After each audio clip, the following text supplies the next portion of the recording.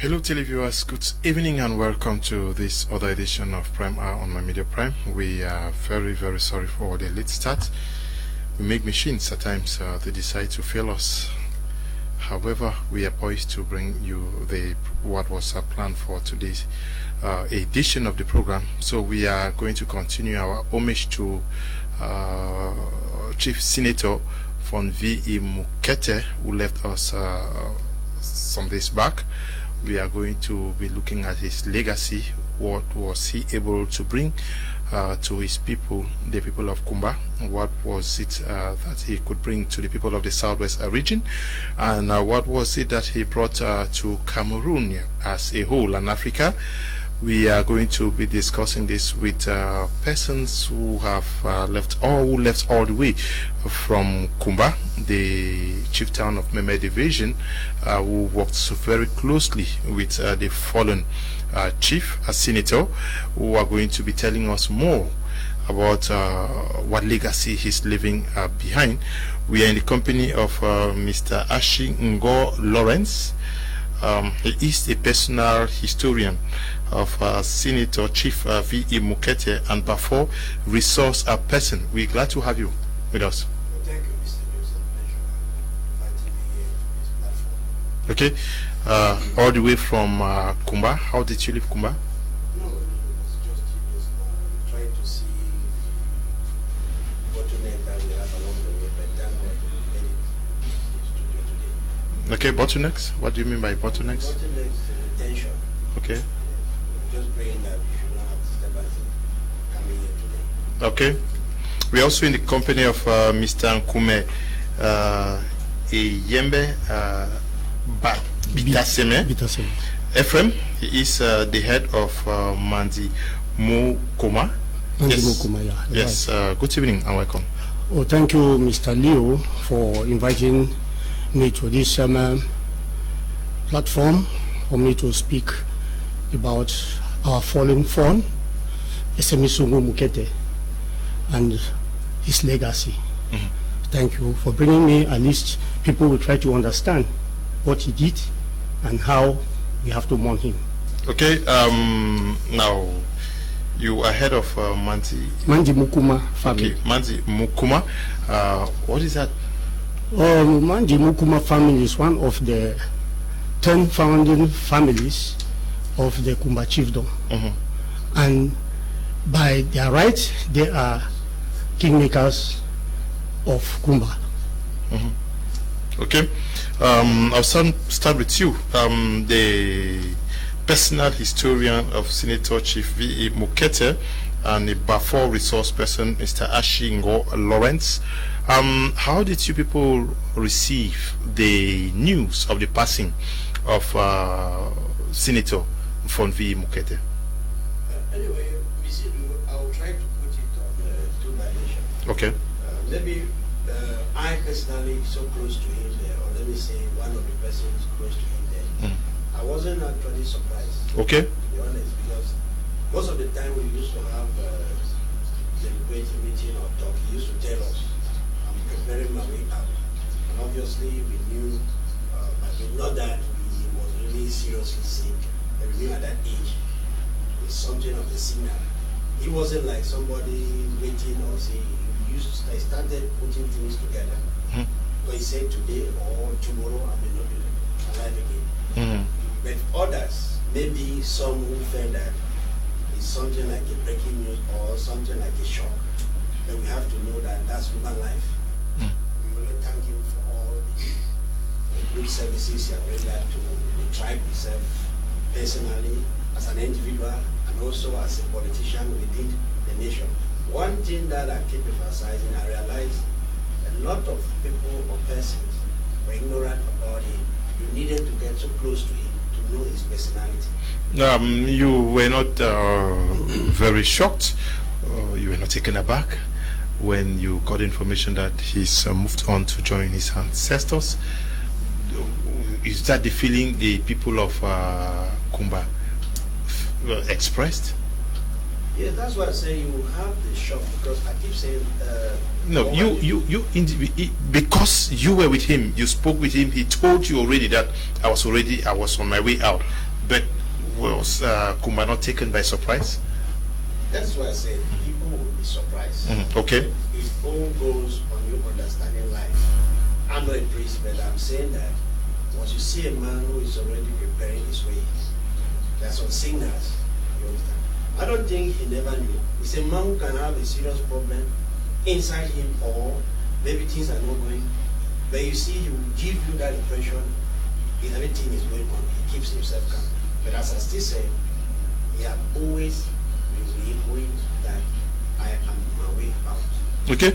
Is that you also saw it coming, that he was on his way out? Yeah, the last days I was with him. He called me and we were talking. He told me, Bitaseme, I am soon going out of sin. You will not be seeing me again.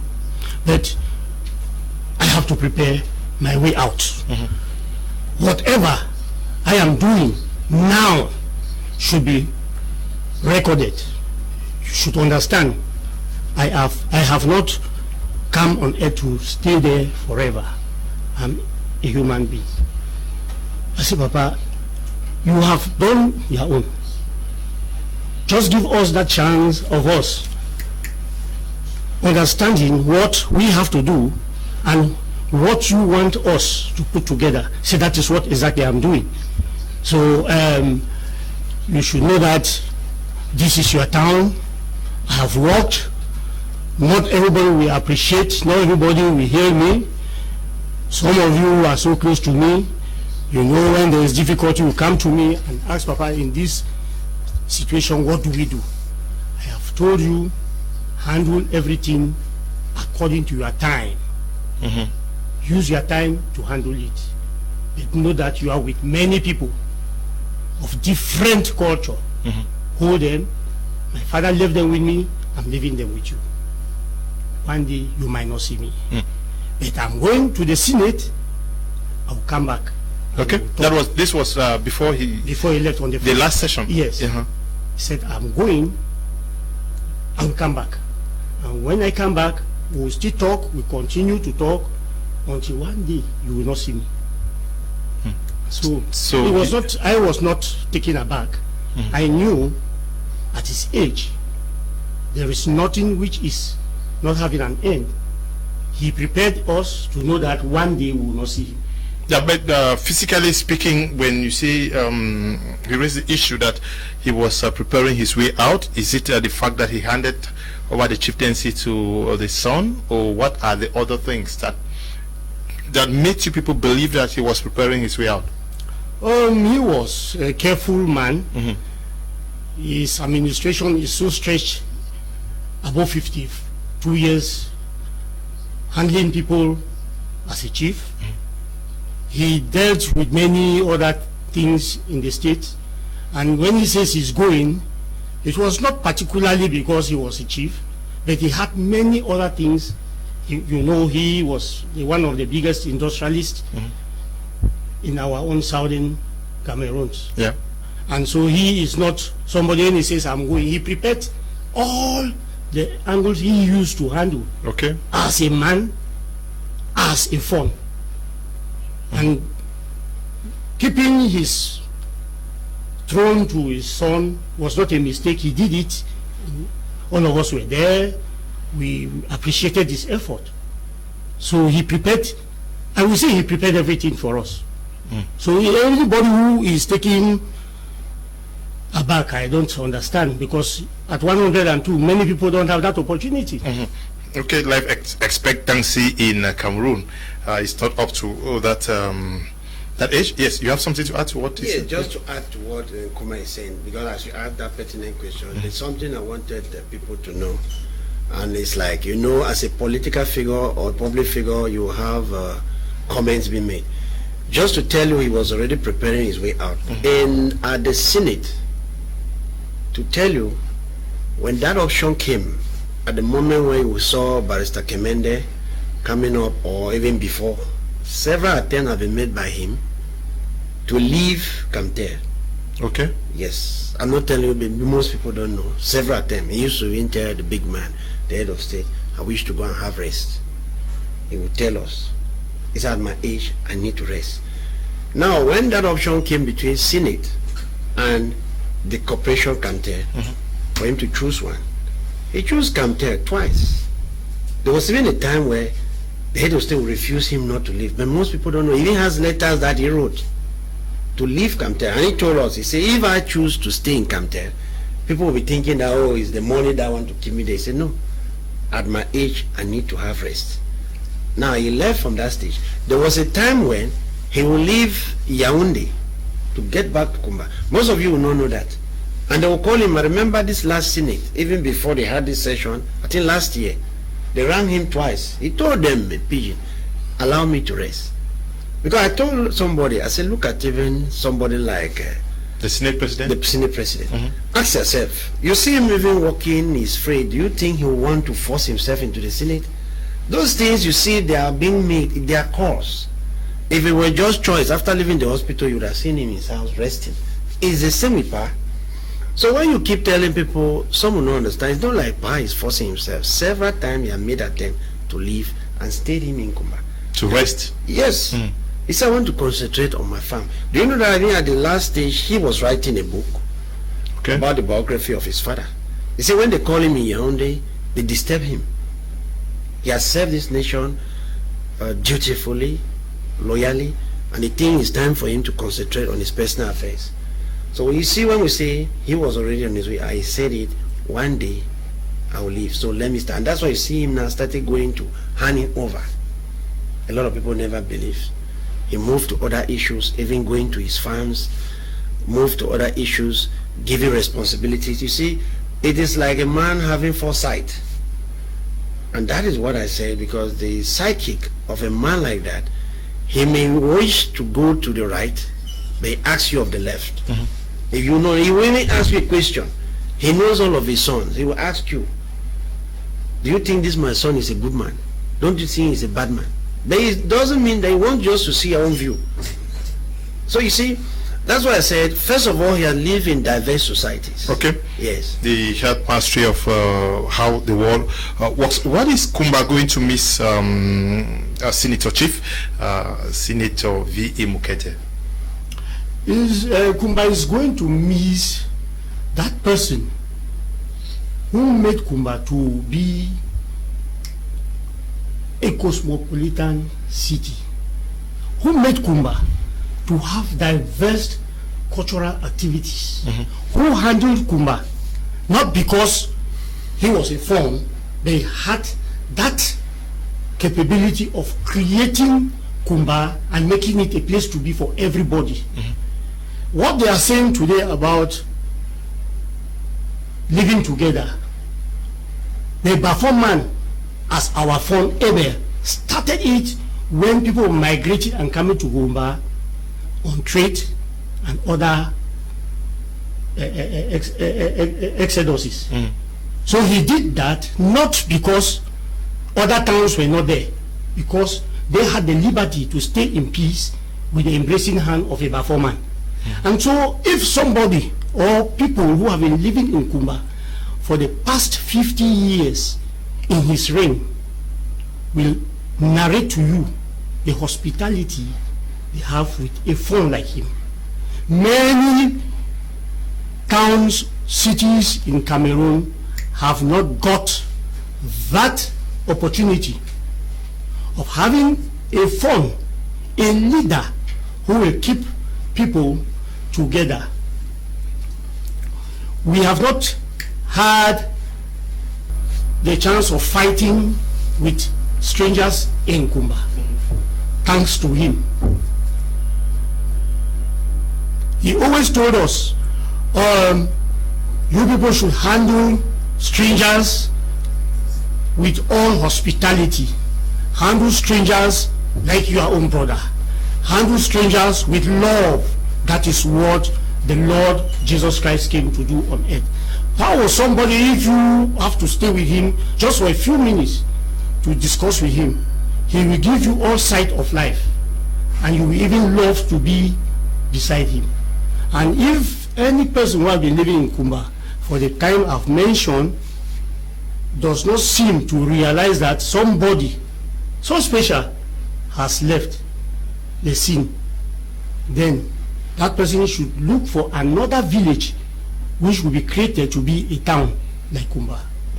Okay, Mr. Ashingo, Lawrence, you are the personal historian of the fallen hero.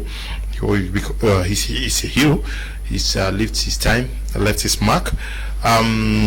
What would you say has been his contribution to what Kumba is today? Yes, coming back today, I'm happy for that question. There is a lot of misconception people have, and I want to attribute it. I don't want to say they don't know. I want to put it that way to say some refuse to accept, maybe for one interest or another. Senator Chief Nfon Mukete took the footstep of the father. I want to tell you, and I always give somebody something with citations. If you look at the master planning of the town of Kumba, you have the British who was there, Martin Kamer. He worked with Mrs. Gottschalk, the urban architect. So if you look at most of the design, in the land committee that was formed of that time, you have Senator V. Mukete, who was by then Mr. Mukete, was in that commission to design Kumba, do the planning of Kumba. This was a follow-up of what had happened even when the father lived. Now, if you get to district report of 6 May 1948 of Mr. Newington, you'll be told that most of the hospitality of the father, he had that foresight as a man who traveled. He allowed a lot of strangers to. If you go to the archives, you see the document there. When I hear they say Boya is a town of legendary hospitality, I told somebody categorically that is exaggeration. Look at the whole of Southwest. Ask yourself, where do you have strangers more than any other place in the Southwest? It's not just because people push. No. It's because they were welcoming. I came here, sorry that I will have to enter into something here. Okay. Last time I was here when I followed what happened there when Barrister Emmanuel Asho was narrating. And I said there was a misconception. Okay. Kumba happened to be the headquarters of former Kumba division. That is where a lot of people get mixed up. The former Kumba division used to be a vast zone put under Chief Ebel Mukete, who was the district head. And as of that time, he was the native authority head within Kumba division. If you go to most of the archival sources, you will see him there. Now, you had tribal areas within Kumba division. I think there's a map you see about tribal area. That's a United Nations map of tribes. You see there because people get confused. I've seen. Now, you had what they call the tribes that made up the Cameroon province by the Southern Cameroon description itself. In that Cameroon province, you have what they call peaceful penetrationists, those who left from French Cameroon as of that time and were coming into British Southern Cameroon. They were coming under the cover of Senator V. Mukete's father. If you read archival sources, as I'm still telling you, annual report Cameroon province, you'll be told the Barombi had left Douala to enter Kumba under the cover of Senator V. Mukete's father. They left the Abo region. If you look at Barombi history very well, you read the files of J.B. Williams. J.B. Williams wrote about the Barombi, and you see his description is they entered Kumba as a refugee group. Yes. You had the other group, the Bassa, you had the Yaoundé, you had the Bamileke.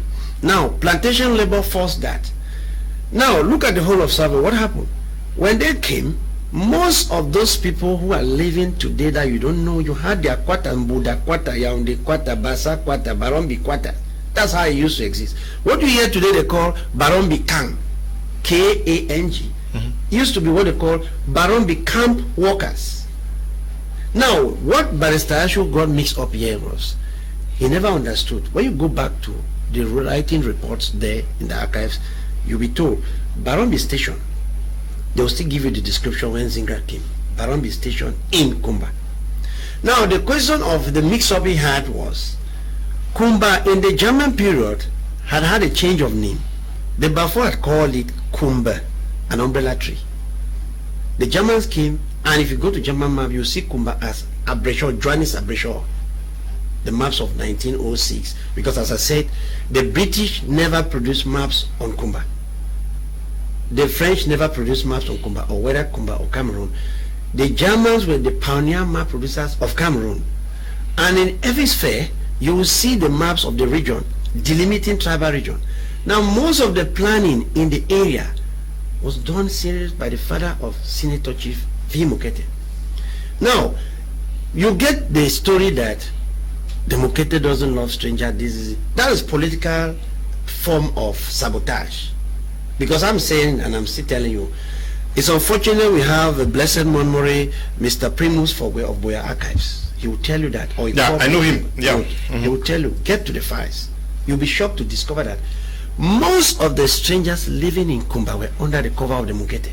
Yeah, you are talking about the father of the... Father. Yes, but get back to my question. Good. Yes. That's what I'm saying. That what has been his the fallen chief? Good. Senator. What has been his role in making Kumba look as... that is why I'm saying that the master plan itself, he was in the committee of land with Mr. Kamer. Yes, Senator V. Mukete himself. There's a photograph you see. You would say that he pushed for genuine development in Kumba? Good. They did the planning of Kumba together in the land committee. He worked there with Njikam's father. You have Mr. Njikam was in the Department of Land in the periods of West Cameroon. Would you say that Senator V.E. Mukete is going a happy man looking at what Kumba is today? It didn't end there. It didn't end there. The estate that exists as Mukete Estate, where you have many people being employed, it was still down to him, because when the father left, he increased or expanded that estate. And you still have people benefiting from the estate till date, after Pamol and CDC. Some people think that it is because he passed through CDC, he used CDC to create these plantations. You are saying that the plantations existed through the father? No, it's an error. Okay. It's an error. Chief Mukete used his bank loan. Don't forget.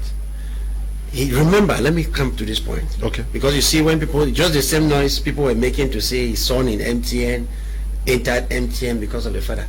Let me tell you, do you know that there was a time when Senator V. Mukete left CDC and was in the house, down. But what did he tell us? He said, I educated my children. He said, the secret is education. Now, the children came back to put in money to the defunct estate that existed. And that is how the estate took over again. People don't understand that. So if you sit today and say, it's a CDC, I think CDC, that we know.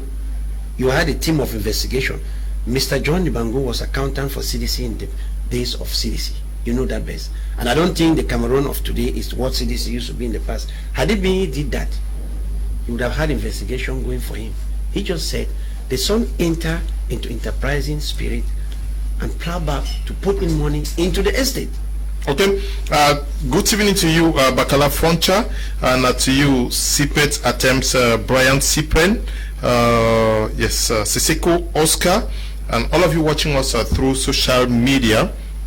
Would you say that Senator von V.E. Mukete is happy with the situation of Kumba as it is today? Mr. Leo, I want to be very clear on this. Senator von Esemingsongo Mukete, wherever he is now, he's looking and nodding his head that I did so great a job for my people. Okay.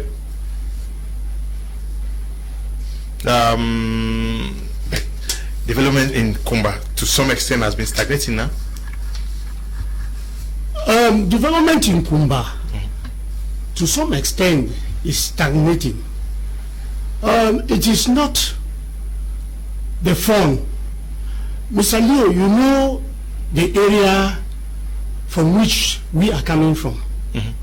We are from the southwest region, and we don't have the opportunity to have what we are vying for, if politically you are not strong.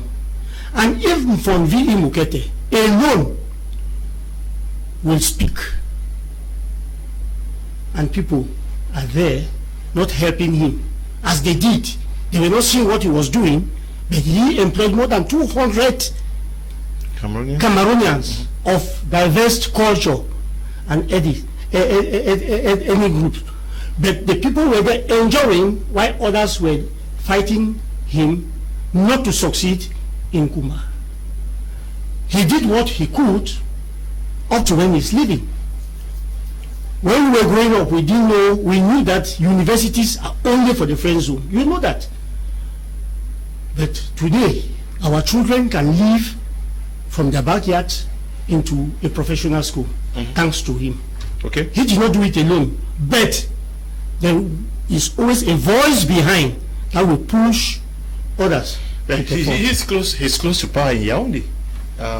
He should have pressed for more now. Mr. Leo. Oh, his capacity to deliver was limited because he spent his time also fighting his detractors. Let me come there. He worked hard. Let me use the word lobby. You know, all of us, we do that. Like he quoted HTTC. It's just that we don't say, but most people don't know the history behind HTTC coming to Kumba. It's just that the man has his habit of not loving to boast. But when you want to dare him, that's when he tells you. Yes. You have projects that have been in Kumba for long. You understand? Coming to rural electrification project. I don't want to go into like telling you that. Okay, press for that. Yes, I want to tell you, it's not something because they say when the light, the sunshine comes, the light must spread. Coming to rural electrification, he had encouraged, he had moved to contribute in bringing an extension with people they don't know.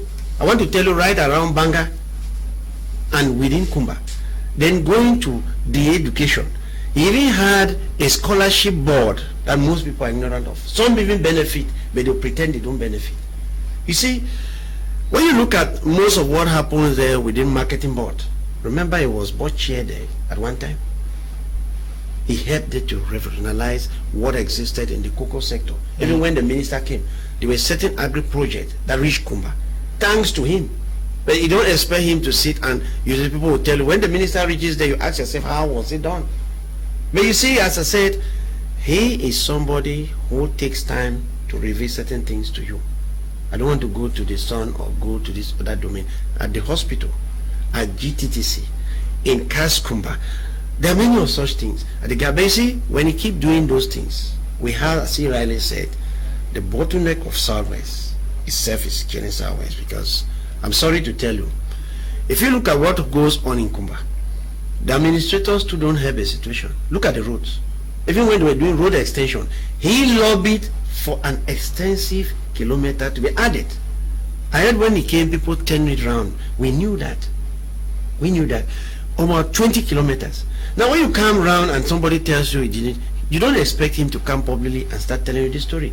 When the Joe comes and look at the road of Kumba around High Court, ask yourself, how many times should we put tar on one tram of road? When the man who comes to Yaoundé, he does that.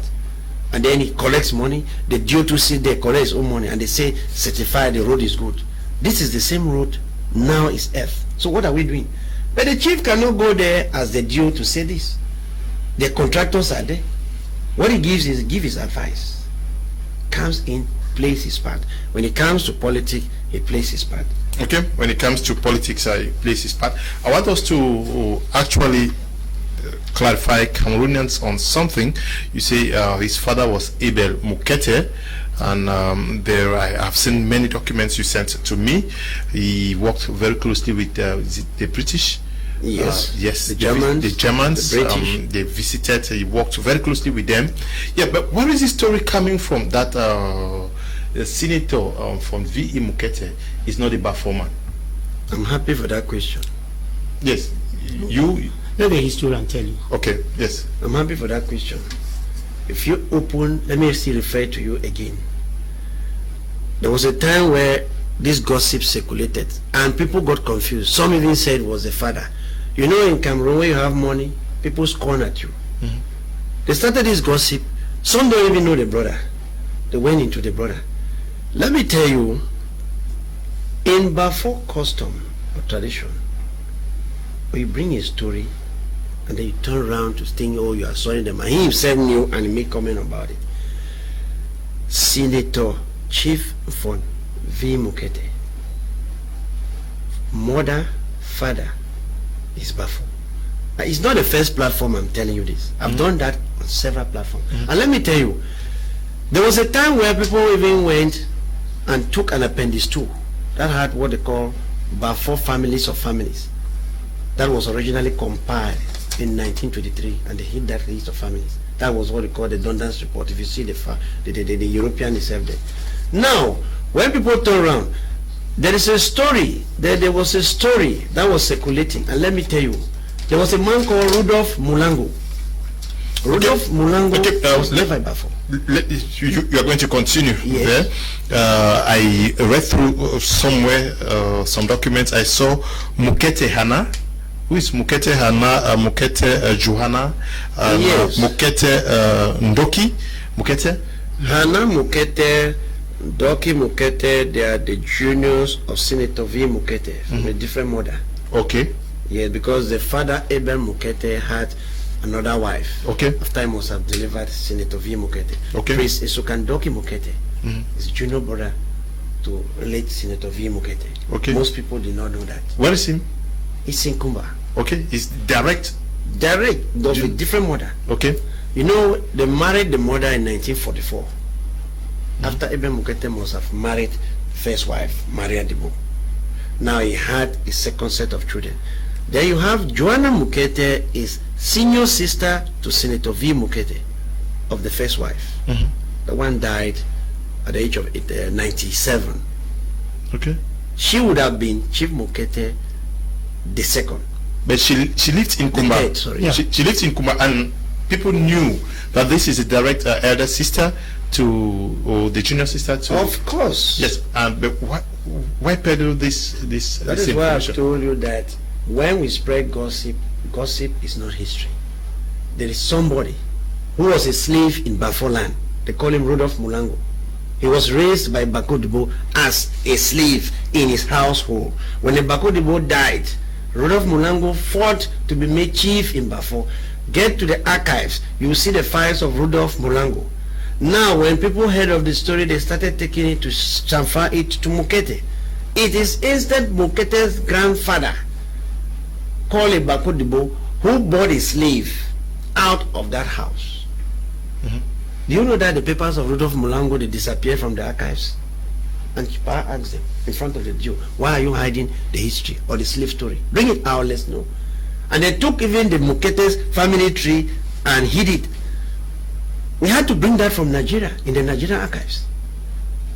It is still there in seal. Well, I want to tell you something today, Mr. Liu. I'm happy you brought that point.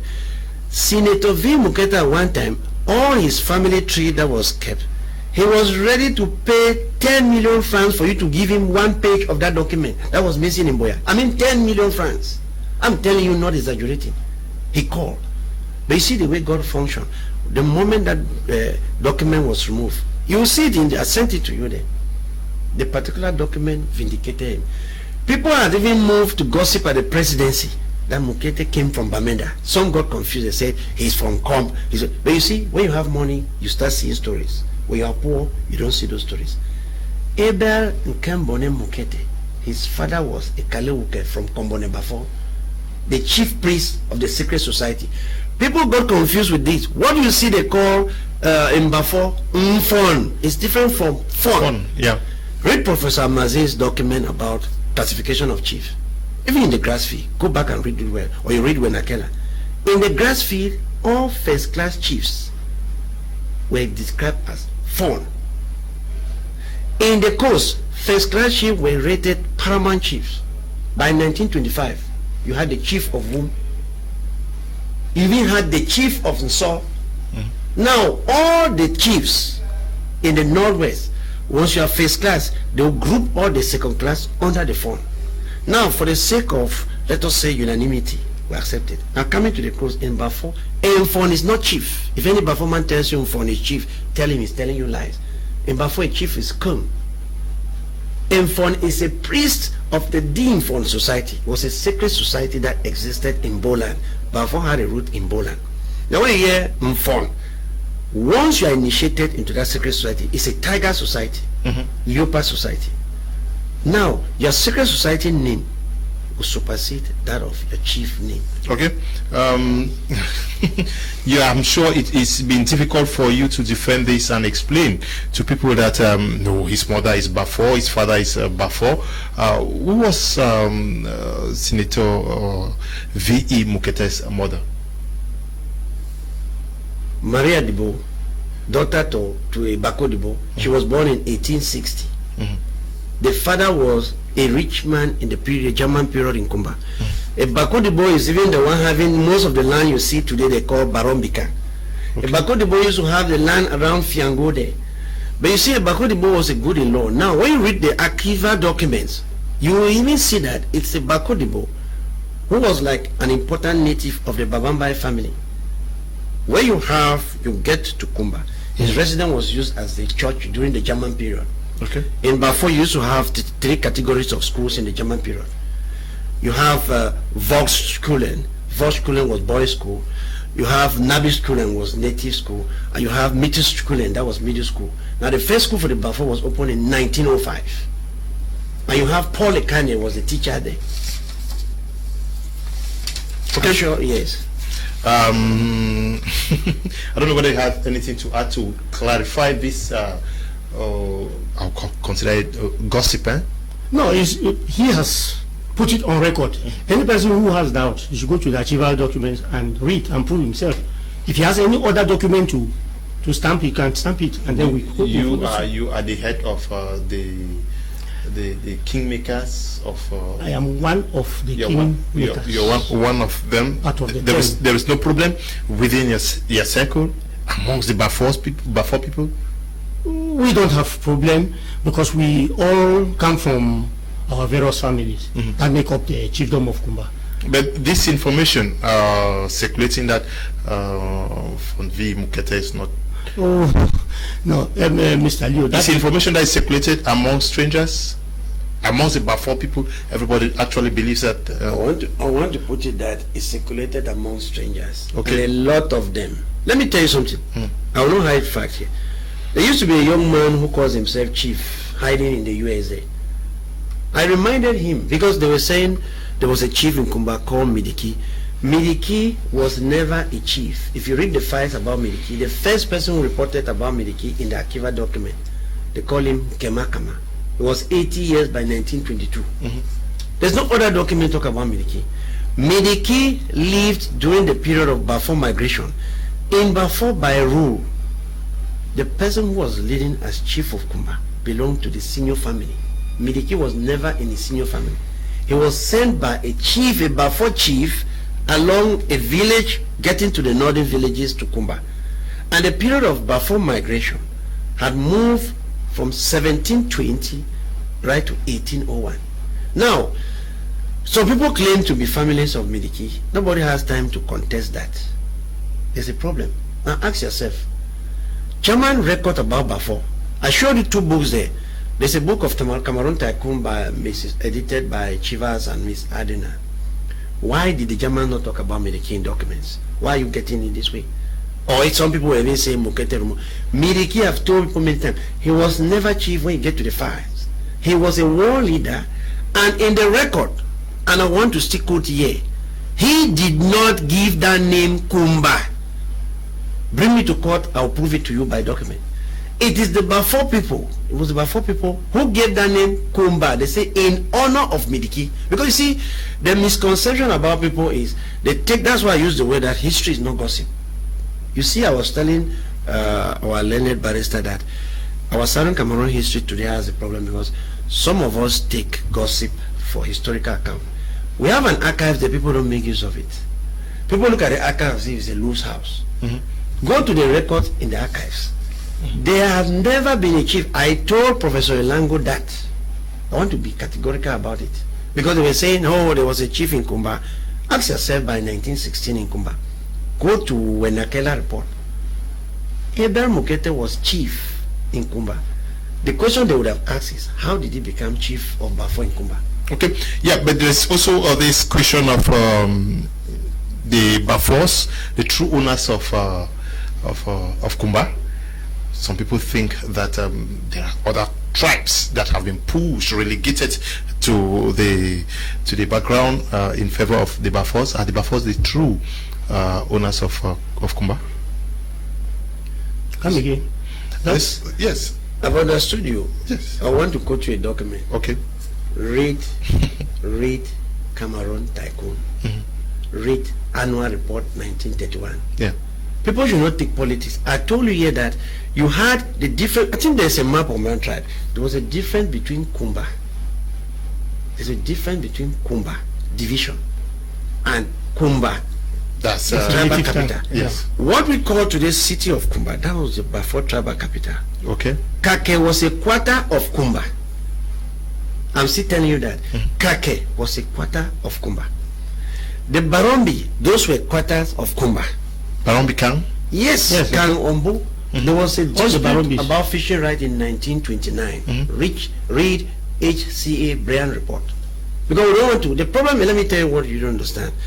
Barombi had been, they have formed an alliance with Bafo against Balum. Balum had fought under Anoke Banja in 1948 to challenge Ebe Mukete to control Kumba. Within the tribal setup of Kumba, you used to have what they call the Kumba Federation. It was a federation of tribes. That federation was within Kumba division. As I said, there was a difference between Kumba division and Kumba as a settlement. The capital of Kumba division in the Cameroon province was Kumba, what you call today Kumba town. I read from the history that the Swedes were the first to reach this part of Cameroon, that is Kumba. From Sweden? Yes. Yes, not only Kumba, the Swedes. Was it not the Germans and then the No. You see, what we are doing now, we are trying to revise history. I'm sorry to tell you, most people don't get into reading history. We just take a pamphlet, we read. The guys from Sweden had been in Cameroon before the Germans. Just like you had in Victoria, the British were there. At one time, the British were even controlling Douala, if not of negotiation with the French. The Swedish guys were in Kumba. The problem is the Germans were fast to sign treaties. Now, you see a book I showed you there. As far as 1833 or 30, you have Swedish guys already doing illegal trade. Around places you see the Banga, all the zones that are getting towards Bonge. Notion with this other man, Conroe, they were all moving to do trade. But the difference is there was a problem where the Swedish government sued the German government in the imperial court. Why? Because when the German came and they signed the treaties, if you get towards Bonge area, they decided to hand over the original plantation they were running. They had rubber plantation that way. If you go to CDC record, you will see certain plantation there being owned by the Swedish government. Now the German government had agreed to compensate them for that. When the German government took over, they never did it. The Swedish government sued them. If you try to look for that file there, I think you will see it in the Nigerian archives. Okay. In the Nigerian archives, I want us to look at the person, since we are talking for homage to Senator Nfon V.E. Mukete. His legacy, he's been the paramount chief of the Bafos. Paramount chief of the Bafos means that there are other sub-chiefs under him? Yes. Chiefs of we have other villages. We like have villages from Kokobuma, we have Komone Bafo, we have Dikomi Bafo, we have Kurume Bafo, we had Bulu, we had Ikliwindi, we had Mambanda, we have Dieka, and have Unjanga.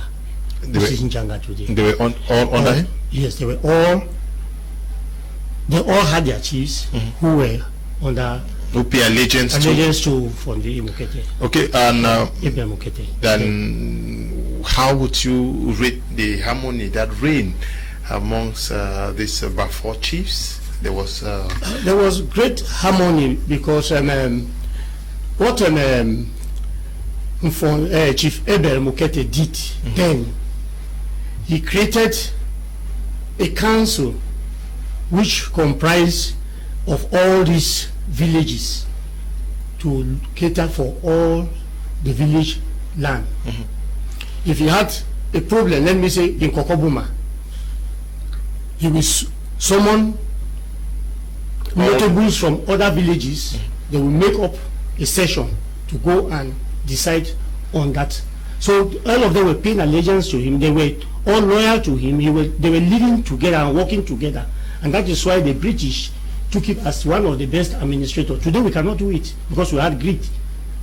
If you look at what is happening, if we have any languages are next to us now, people start fighting over it. But before it was not like that. If he had the time to take somebody from Bonge, bring to Eklivindi to settle land dispute, which is on Bafo land, then you knew that he was very intelligent and he had his people at heart. So that is the harmony we had as a Bafo people, as we call ourselves, that we are one before.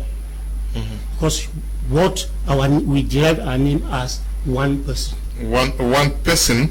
Let's talk about the preservation of the Bafo lands.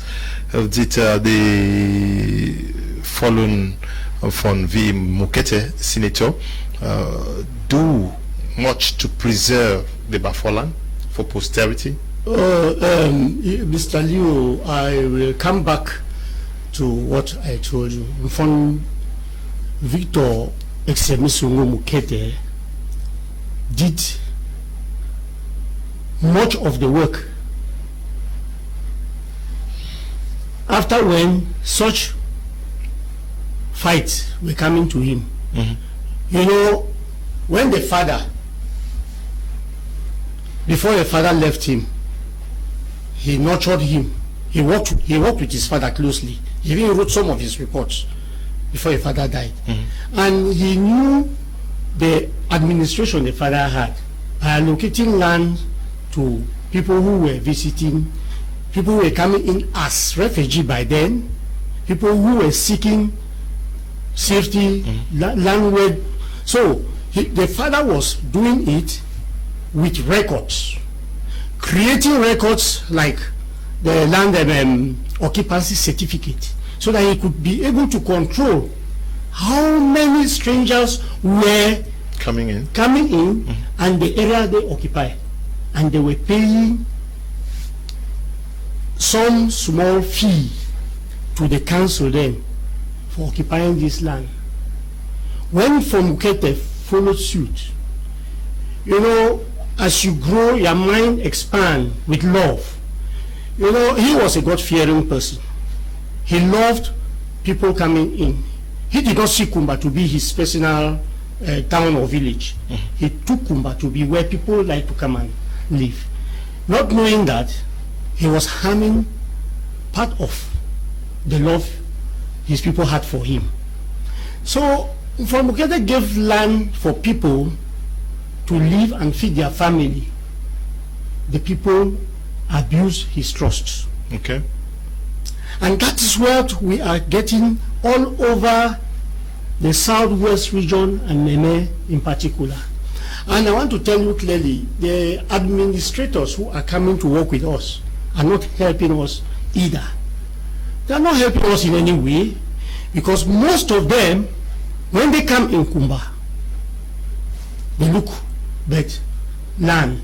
Okay, that is, you are saying that the Nfon did everything to preserve the lands, but the administrators betrayed him, because you know, he had his time to say, okay, you are a notable, you work with this administrator and just like that.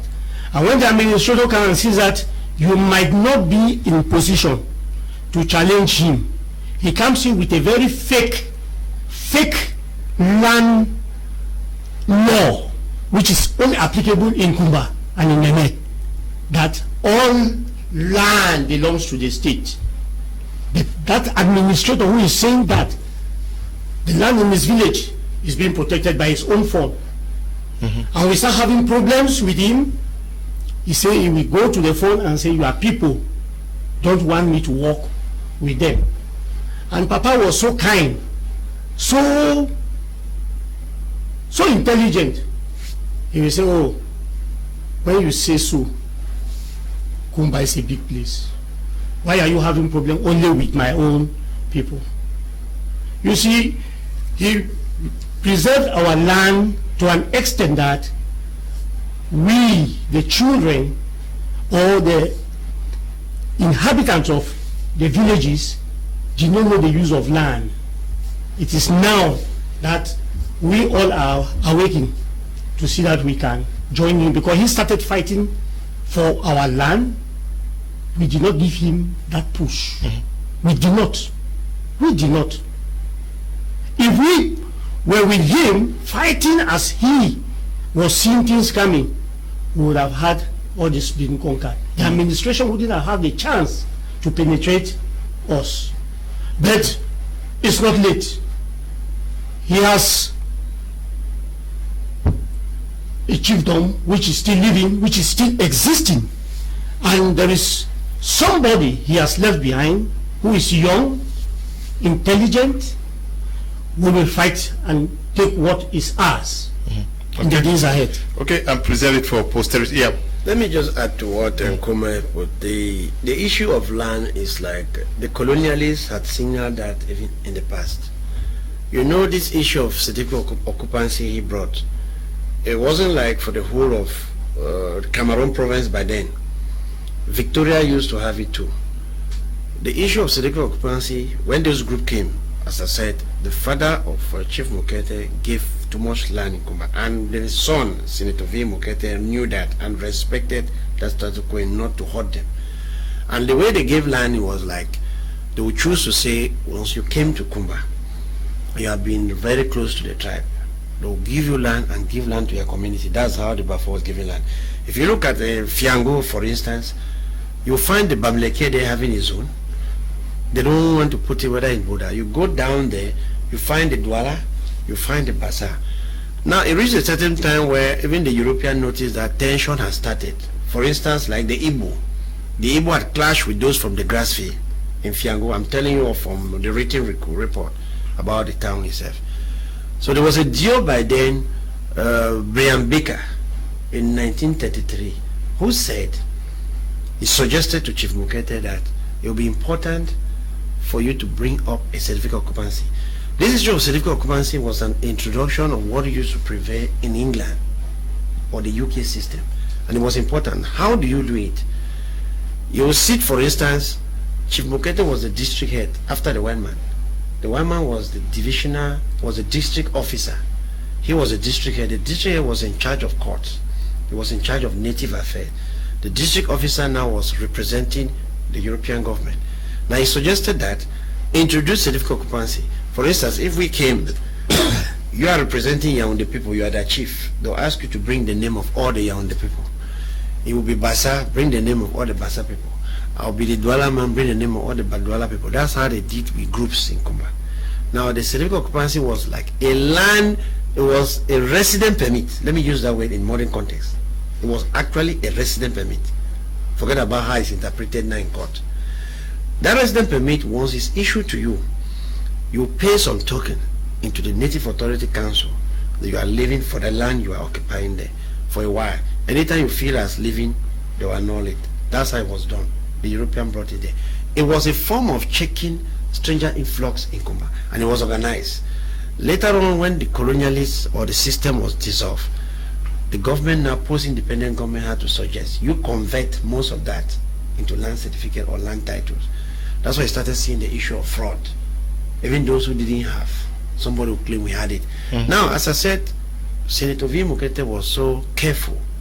He knew the people that have been friends. For instance, you have families in Kmer, I can tell you, who have been amalgamated into the Bafo social system. But you don't know it. They were never before, they were friends. If you go to town, let me tell you, the Esukas, they were so close to the Bafo people. Daily Tumbe, I showed you the photo there of Pastor Esuka, the journalist Esuka's grandfather. They lived in Kmer dutifully, they were given land. You have John Litumbe's father, you have the Difang, there were many of them there.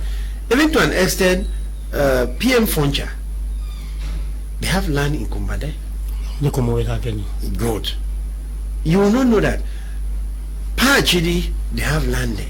So you see, what I'm saying is, they used to make, they decided that Kmer was cosmopolitan.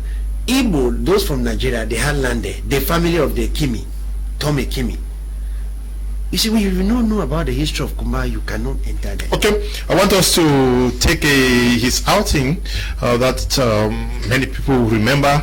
He's passing through the Senate, Cameroon's Senate, through that outing where he regretted the fact that things were not moving according to his expectations, and was asking why things were working elsewhere but not in Cameroon.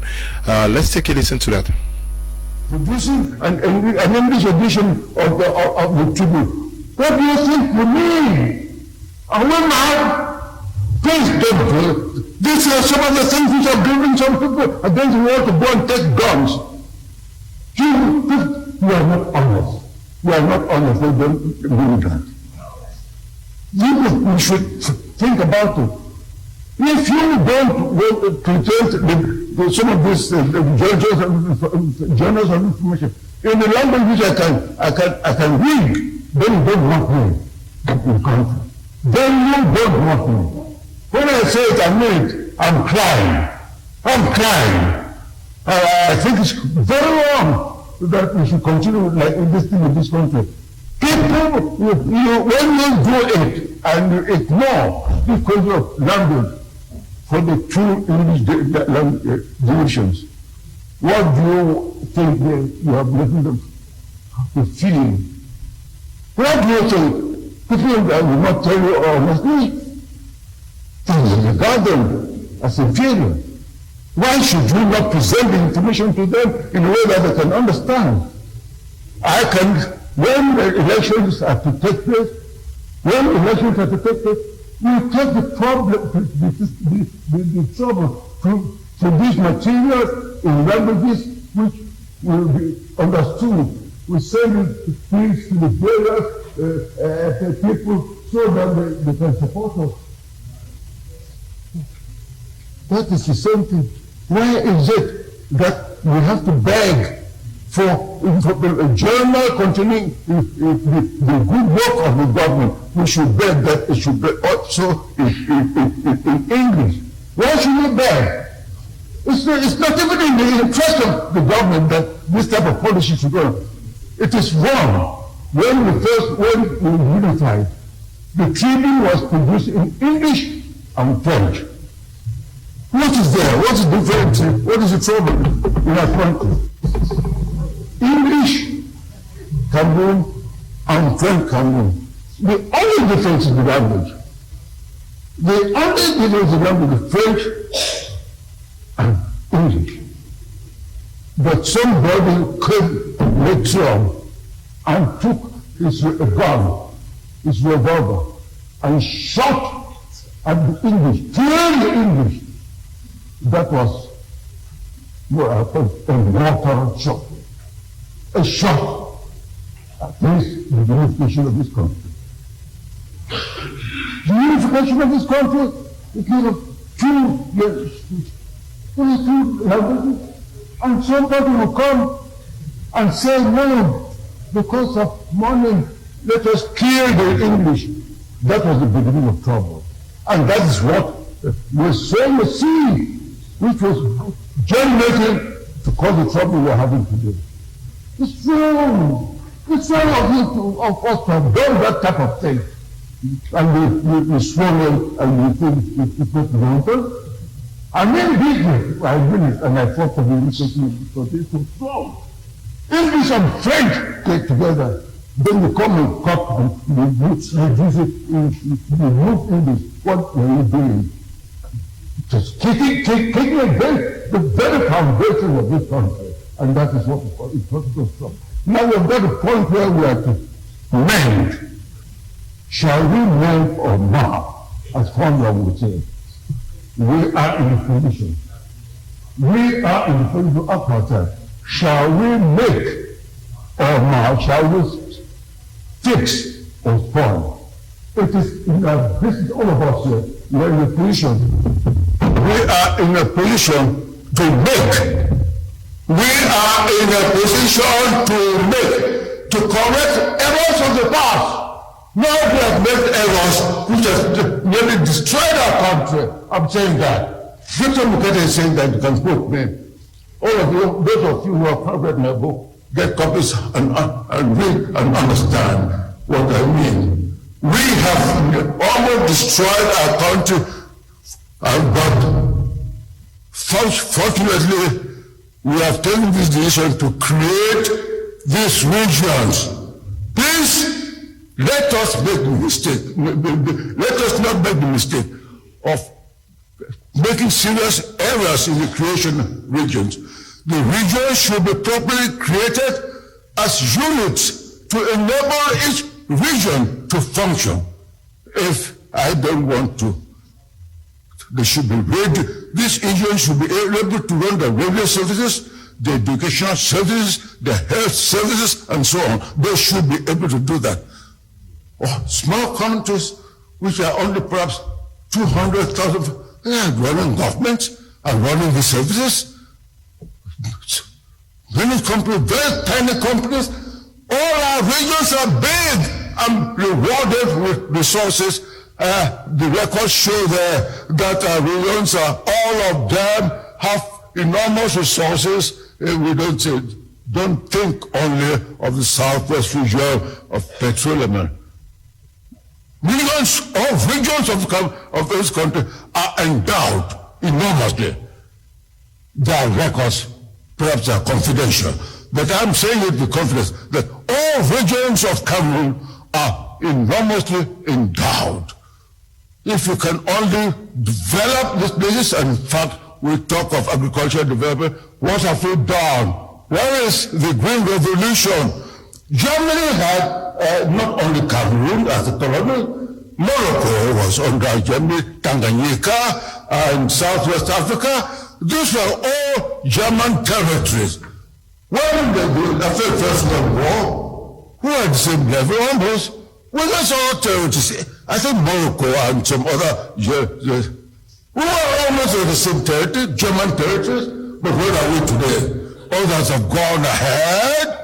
What are they? They perhaps don't even have more better resources, but we have lagged behind. And we talk of Green Revolution. The Green Revolution can do wonders. The Green Revolution can do wonders. Where are you? Where are you? Why have we not got a Green Revolution? I have been to the place where we make tractors. Is it a Borora? Mighty, the smallest tractor there is 60 horsepower. Mighty big, those they have a place in this country. But a mistake was made that they did not make small tractors which would be useful for family farms. Those 60 horsepower tractors will not go to some, and 80% of their families by small farmers. Where is the mechanization for them? A lot of stuff built. We need mechanization, small tractors, small planters, small trailers, because if you give money to a small farm and get help with fertilizer to fertilize, that family farm, if it's well done, the produce which it will produce with the use of fertilizers will so much that in fact it will be faced with what we call a problem. How will you get that produce out of the farm to the house? The tractor, the trailer, 7-ton trailer cannot get there. You need a 5-ton trailer, a small tractor. Okay, we'll get back to you guys. You listened to him. Were you in Yaoundé when he made this, or you were in Kumba? And what did he tell you after this outing? No, even before going there, he told us he's going to speak out. You know, as I said, he's a man who is frank. He used to tell us, and most people don't know him from that. He's a man who is frank. He used to sit, he say, when the head of state turns around, some people fear that if I decide to speak out, I'll be sacked. He said, but they don't understand. He said, I would have been vice president in this country many years ago. but we learn that aspect of speaking frankly. I want to tell you, like what he's saying here is something that is important. Most people don't realize it. The commission you see today, Bilingualism Commission, I want to tell you, I was even part of those who sat down to make proposal for this issue of language with him there at his palace when he was writing the letter to Yaoundé, complaining on the aspect. And we used Cameroon Tribune as one of the venues where they must demonstrate that aspect of bilingualism. He wrote to Yaoundé, and later, a few years, that commission was formed. Most people were ignorant of that. The commission that PM Musonga is heading today, I will tell you that. That was part of his handwork. What he's trying to say here, we are using the Nigerian experience of what prevailed at that time. Because if you're talking of a region, you have each region being autonomous, you give them the power. He's not speaking because I heard when they were making comments, or some were saying, oh, because it's no longer in Cantel, that's why. No, Pa had always been frank like that. In the days of Aijo, there are several times he put his point clear. Go back to minutes of House of Representatives in Lagos and just go through his speeches where you have Jaja Wachuku was there, was one of the speakers, to read more about him, and you will discover that Pa had been like that. Let me give you an instance of Jeune Afrique. When they came to him there at the palace, Jeune Afrique came there as a team. Lecturers of the University of Boya to visit him. Look at the question that was asked to him. Pa, do you still regret even till date for having stood for reunification? I'm still telling you, and if you go through his book, I see saying, he still said it there. I don't regret till date. He said, I will still choose, even when they give us another chance, I will still choose to be a reunificationist. You see, there are views, political views that will mix up. He even told us about Dibonge. Dibonge, the former politician. At one time, remember Dibonge, they used to have a phenomenon in history where we used to have the Germanophobe Cameroonians. The Douala people at one time hated the British and said, no, we have to go back to the period of German. Now, Professor Jonathan Derrick wrote a book about that. The French treated the Douala people poorly, and at one time, most Douala who were in Douala were migrating to British Cameroon. One of such cases was Dibonge. You have also like Pokosi Ndombe's father. There were many of them like that. Now, this issue of Anglophone, as I told somebody, the issue of being a reunification or having joined French Cameroon should not have been considered bad. But the aspect is the treatment that came out from it. Yes, the question I was going to follow from me is that many persons say Pa did not take up the Anglophone problem as expected. Do you understand where they are coming from? Do you understand their frustrations? Let me come back again. Public opinion, remember, people expect, you know that political actions take place in two forms. You have behind the scene, okay, and on the scene. Now, I will not say somebody go behind the scene is afraid. I want to tell you something. Barrister Bombala, when he's there, he knows. Maybe he's surprised to see. The day they started, he had been with Pa bless us. I don't know you're getting me. Pa bless me for me. We want to take this action. Because I give you my blessing. Pa's problem, just like what we keep saying, is for Anglophone to agitate wasn't bad. You understand? But the strategy used in the agitation is what a lot of people complain of. Pa's position, don't expect Pa, as I told one guy, most Anglophone in government, I want to put it categorical, they shouldn't tell you publicly that we support this or we love this. But you should understand. I was with Pa in the car once in Yaoundé. Let me tell you this. Just about last year, we're in Yaoundé, moving from queues and then moving towards his residence. We sat there with the other guy that worked, and the guy rang his phone. The guy says, General Norwest and Southwest. Pa asked him, what do you want? He said, "Pa for support." The response Pa told him, "We advise you on how to handle this issue. You didn't listen. What do you expect me to do for you?" The guy says, asking for money. Pa said, "You have destroyed my estate. Where do you expect money to come from?" I don't know, you get me? Most Anglophone in Yaoundé, when this crisis was going, they were, or let me put it this way, they shouldn't tell you they never love it, but they will be for you. But they don't need to tell you probably that we are for you. I don't want to tell you that somebody will come and say this person. No, most of the Anglophone, they were there. When they said they never expected Pa, maybe they wanted Pa shouldn't at his age. If you say you have something of agitation, don't expect Pa at his age to come and sit and say, okay, you have to know that. Even in the US, even today, even in France, even in Nigeria, you have Boko Haram today. You heard of recently that some pharaohs were caught, they say, okay, they were behind Boko Haram. Nobody expected that. Top government baron. I don't know if you get it. Maybe somehow if our guys were so organized in a way. But Pa, his position is not like criticize. He says he belongs to the ruling party. But at the same time, if you see the wrong, you have to tell them this is wrong. He has done that several times. We saw Pa speak out angrily at the Senate. Have you seen him do same in Kumba, especially with administrators?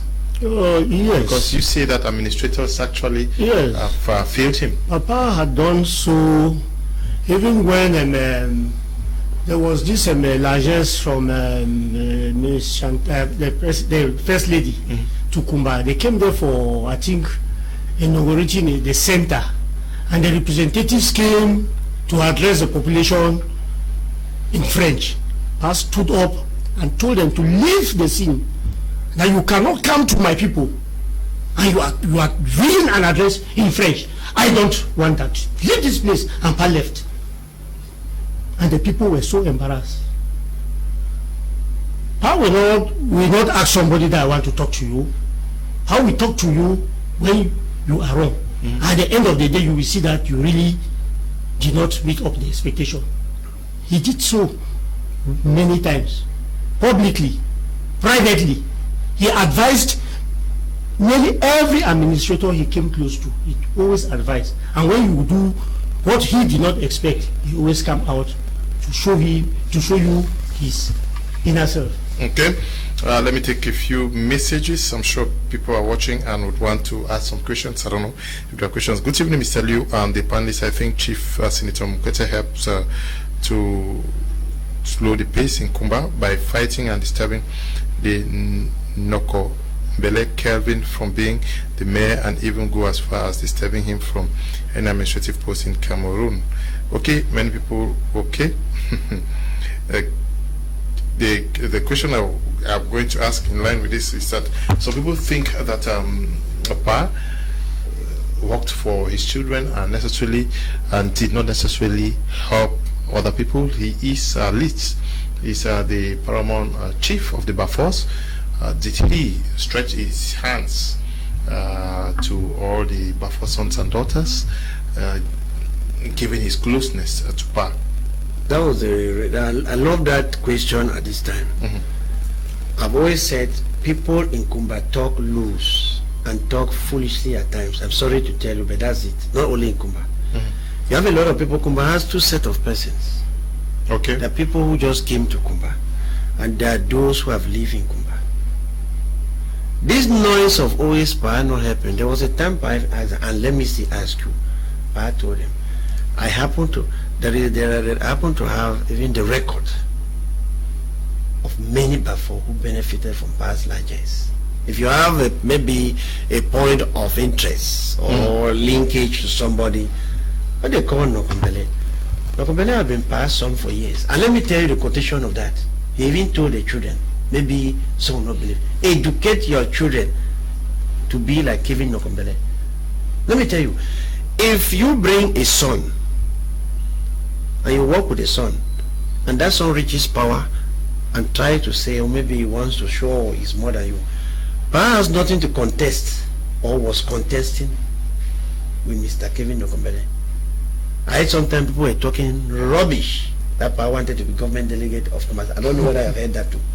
And then you ask yourself, at past age, could you be made government delegate at Kumasi City Council? And you find people claiming they went to Yaoundé, and you find people claiming, you see, that is why I told you that when people gossip like that and they don't understand it, when you talk about help, I have the record of those parts, but you know you don't do goodness and shout. You have Mukete support fund for the Bafo people. I can still tell you, or let me still call some of the names. Mr. Kalempinye, let me call the name. I don't want to tell you behind. He knows of that. Where for more than 10 years, scholarship have been given to Bafo children. You only have some, because somebody goes behind, take money and sit quiet. It's a bad thing. You don't sit and begin to, somebody who is not even a Bafo man is telling you about Bafo, they don't know. You have a Mukete support fund that is existing there. You have a Kumba Traditional Council support fund. Now ask yourself, who puts money there? I want to put it clearly. When you have most Bafo events, 80% of the money comes from Chief Muketes and the children. I want to know how to tell you. If any Bafo man dispute that, you tell them I'm saying it here. We're not speaking because maybe we are hiding. But you see, we are not here to blow past trumpet. Maybe perhaps an approach. Perhaps personally has helped people with money, Bafo and non-Bafo. I want to tell you that. Now when you start hearing they say the son, I asked one question one day. How many of my children work in government? He said, normally. Do you know that past sons buy land in Kumba? If I tell you, you will never believe. I don't want to call names. I mean buying land in Kumba. Paying cash. You will not know it. And that's why there are a lot of things happening in Kumba. People will not understand. Let me tell you an incident that happened. Somebody came, he's fighting land, he went to the ministry and met the director of land. And most of the petition was there was, Chimukete doesn't want people to have land. And the director in investigation discovered that the Chimukete we're talking of is a chief. And the man got angry. He was a man from the west. He said, how can you sit here and you are fighting land with the chief of the area? Perhaps personally giving out money, sponsored children, that were not even his children, grandchildren. Many Bafo from the days of the 50s, I want to tell you this, from the days of the 50s, he have personally lifted them. Now, Pa made a statement. He said, there's a tradition in other tribes where if I support you, I expect you to support others. Now, if I support you, you don't support others. How do you move? Mr. Kevin Nokomere in the council during his days, for years, had benefited severally the largesse of Senator V. Mukete. Yes. The problem I want to tell you that is going on in Kumba is not just an issue of Kumba. It's an issue of a political imbroglio within or among Southwesterners, where they know that, okay, this family is threatening. What should we do? We have to put them off. And that's the situation in Kumba. Have you not heard all sorts of stories? Past tried to be a minister. You even hear people, let me tell you how they do it for appointment. You are appointed to them, Misilio, and do you know what somebody will tell you? And you see like that, it's no Mukete that put you there, I'm the one that put you there. It happened in Kumba several times. I don't want to tell you or give you name. People always tell you, I keep saying it, they know the presidency. And let me tell you one thing when Pa said, there are only few persons in Kumba who knows Nfon V. Mukete. Some will even tell you, I say, ask yourself, looking who the man is. This is the first minister, Nigerian Minister of Information. I mean, first Nigerian Minister of Information. You should know the type of friends he has there. You should know the link. Coming to Cameroon, in the Central Committee, if power want to help this or help that, there are people who are not Bafo who are benefited from power. And they come back and tell you, if not of this power, I wouldn't have been here. But people expect power to campaign. And you see the way Kumba doesn't develop is the way Kumba people have made it that way. Somebody was telling me how it hard to tar the road. I say, how many chiefs tar their road in their villages? How do we try to exaggerate? You come here, you suddenly know Kumba well, more than the Kumba man. It's an exaggeration. Okay, let me take some messages. You saw him helping the Bafo children from the chieftaincies that make up that pay allegiance to Nfon V. Mukete. I did not only give financial assistance. I even built some families' houses from his pocket, who came to him crying that we don't have a good place to stay.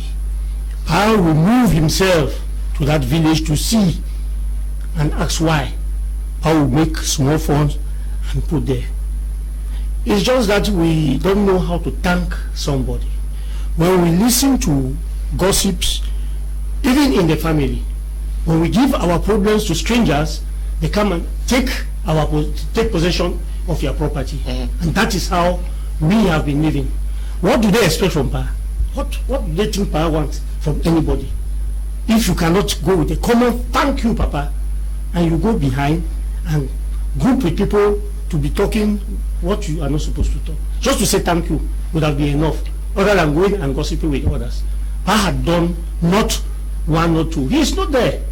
We are going to hear other people crying.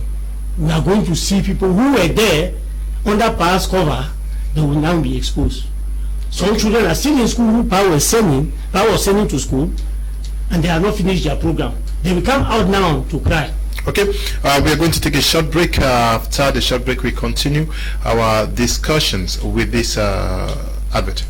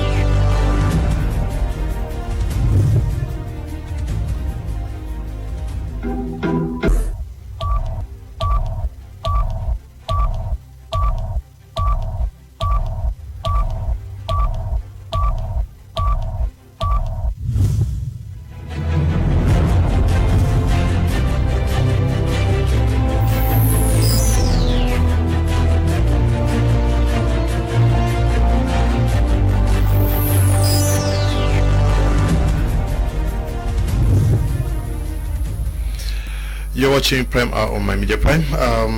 I'll stay with the historian. Is Kumba.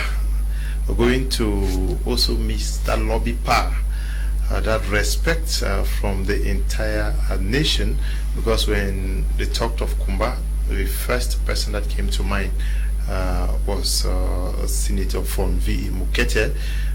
People actually, for some reason, felt that Kumba was closer to Pa thanks to him. Are you people already thinking that you may miss something, you may miss out of that privileged position that Kumba occupied because of his personality in this country? Sure, because even now it's like the man was there, a lot of persons do not make good use of him, maybe because they listen. And you see, he was a man who had a lot of interest for the town, but maybe he was misunderstood. But somehow you still have guys who grew in Kumba, who knows Kumba. Because at one time I keep telling people, he is a man who has received a lot of names, and he was aware. But you see, he's a man who kept himself humorous all the time, like what I told you. He used to sit and look at things. He told us at one time, he said, once you are growing in age, you just need to tolerate certain things and keep. Administrators took his leniency for weakness. But if they understood who actually the man, I remember like one Kmer was mentioning about him being categorical. There was a time he told one Jew, an ex-Jew, who is now somewhere in the south. He marched from his house. I'm just saying I'm forced to bring out certain things because we did not want to. He left his house, marched to the ex-Jew's residence, first reached the office. He heard the man brought his funny report about land. As he stood there, he rang the minister and told the minister, I don't want him here again. You know, Pa is angry, he doesn't. There are times you don't know how he functions. You will see him, you think he's joking. He had bullied several top officials inside his palace openly like that. He told them, I don't want this man here again. Few days, that man was removed. Pa used to be like that. Pa used to sit, and when he doesn't look at your age, when he's angry, he realized, tells you, he said, we are going to see about this. But it's not like his arrogance was just because he was chief. He said he wants to allow people feel free here. But there are certain things people exaggerate because they look at him as if he knows nothing. He came at one time and was telling us, he said when they had this HTTC land, I think there was a fellow who went there like that, the person was talking about land. They just ignored power, went to the due. And you know, as I said, we have something that some of our administrators at times is like you have to teach them certain rules again to follow. When they come to town, for instance, they are there. What they tell the common man, look at PA. When PA wants to certify or send a document or a birth certificate, he will send somebody to go and forward it to the due. He knows that he has to leave the due to the SDU and the SDU to the governor. Now, once you reach there and the person who is there, the due will carry it and show, oh, this is past document. You see, I told you if I don't sign it, if he jokes, I will not sign. You too, you are happy. That's what they do for land. But most of them did not know who actually was Senator V. Mukete. If you get to Yaoundé, that's what you understand. At times they used to say, hey, before they want to deal with him, they'll use cajoling approach to do that. But it's not like he was the most powerful man in the Republic. He said what we met, what we saw. Most of our people